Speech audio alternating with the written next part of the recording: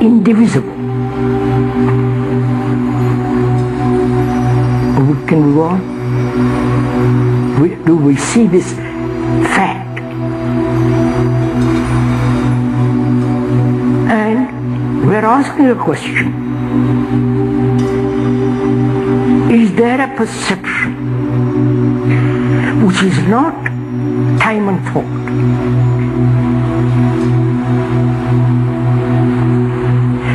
That perception entirely out of the pattern of the brain which has been accustomed to certain patterns, certain modes, certain ways. Clear? Is there such thing? And perhaps that alone is going to solve the problem. Right? Because we have not solved the problem of million years of conflict. We're continuing same pattern. We must find intelligently, hesitantly, with care, if there is a way of, is there a perception which covers the whole of conflict, and that very perception breaks up the pattern. Right? Now, how shall we meet this together? You see, the speaker has put this question forward. It may be wrong, it may be silly, irrational, but if you have listened to it very carefully, if you have listened, it is our responsibility, yours as well as mine, as well as the speaker, to see if it is so, if it is possible. Right? Not say, well, it's not possible because I haven't done it. It's not within my sphere. I haven't thought enough about it. Or I don't want to think about that way at all, because I'm satisfied with my conflict, because I'm quite certain one day humanity will be free of conflict. That's all just an escape from the problem. Right? Are we together in this now? Together,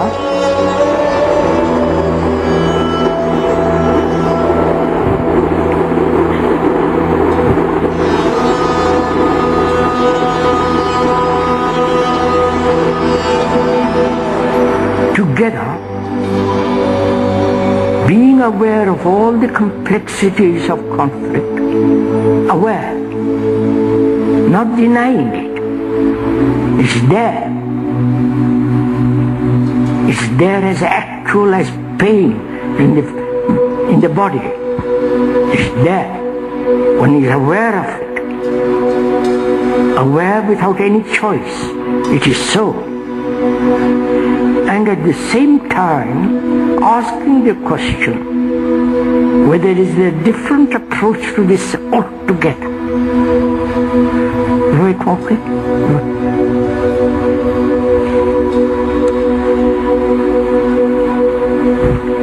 Now, can we observe, doesn't matter what it is, without the word, without the naming, without the remembrance. You see? Can you do it? To look at your friend or your wife or your whatever it is, to observe the person without the word, my wife, my friend. We belong to the same little group.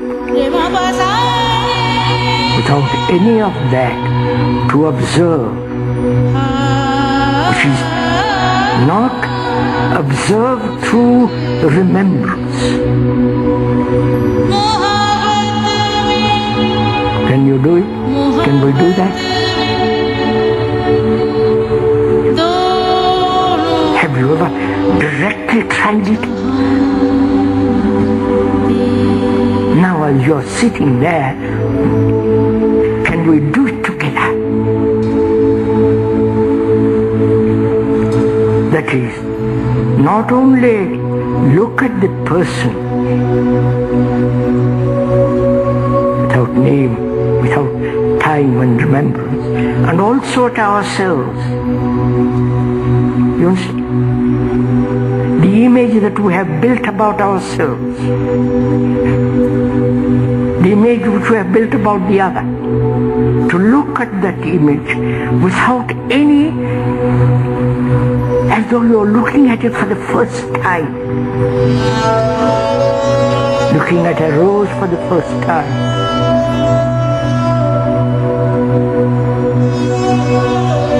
Will you do that? That is to learn to look. Learn to observe this quality without all the operation of thought.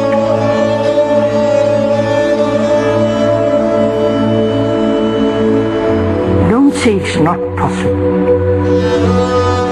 So it's like going to a professor, not knowing your subject, his subject, but you want to learn from him. I'm not your professor. You want to learn from him. So you go to him and listen. You don't say, I know something about it, or you're wrong, or you're right, or I think I don't like your look. You listen. You find out. And as you begin to listen sensitively, with awareness, you begin to discover whether it is a phony professor with a lot of words, or a professor that has really gone into the depth of himself. You understand? Now can we together so listen and observe without the word, without remembrance, without all the movement of thought, which means complete attention. Right?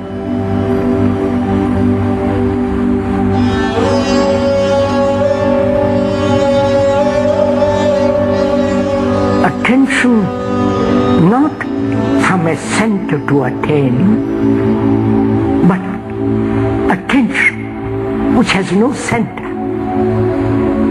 Of course, if you have a center from which you are attending, that's merely a form of concentration. But if there is no center but you are attending, which means you are giving your complete attention, in that attention there is no time.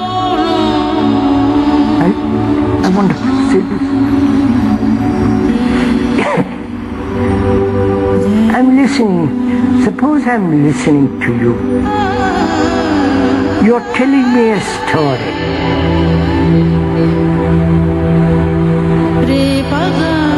Story which is a story of myself, a story of mankind.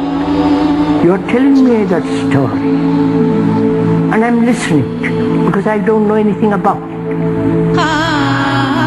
But as I'm listening not only to what you are saying verbally, to communicate what you think, but in that very sensitive attention to listening, I am not only listening to the words, but I've gone beyond the words. I'm capturing the depth of the meaning of what he's saying. You understand? Are we doing this?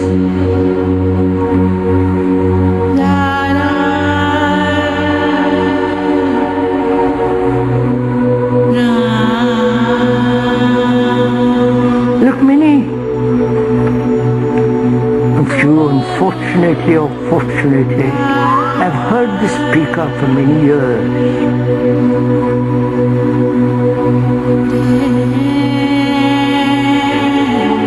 And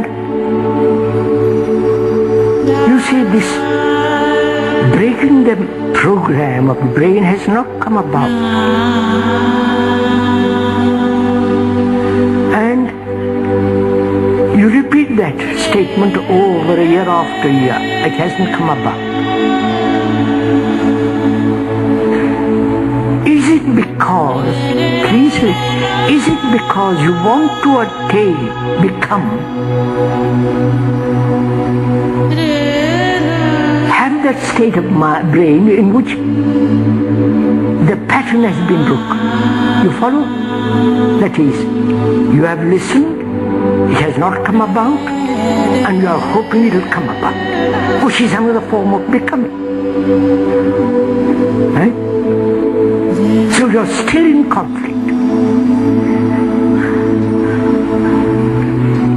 And you say, well, you brush me aside, or say, well, I won't come here anymore because I haven't got what I want. I want that, but I haven't got it. So the wanting is the becoming. Wonderful to see. The desire to be something is the beginning of conflict. And that desire is part of the programmed brain. And we are saying to break that pattern, observe without the movement of time thought. Sounds very simple, but see the logic of it, the reason, the sanity of it. Not because the speaker says so, it is said. So, one must exercise the capacity to be logical, rational, and know its limitation, because rational thinking, rational observation is still part of thought. And knowing that thought is limited, be aware of that limitation and don't push it further, because it will still be limited however far you go. Whereas if you say, now, can I observe a rose, a flower, without the words, without the color, just look at it. That looks brings about great sensitivity, breaks down this sense of heaviness of the brain.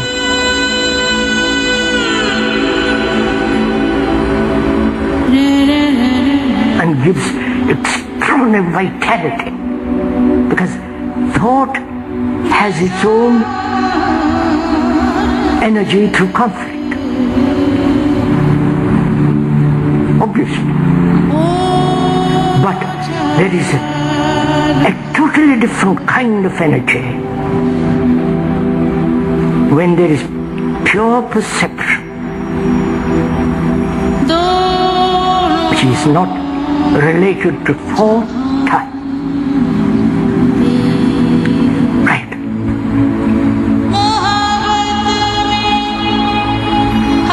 I think that's enough for this morning, isn't it?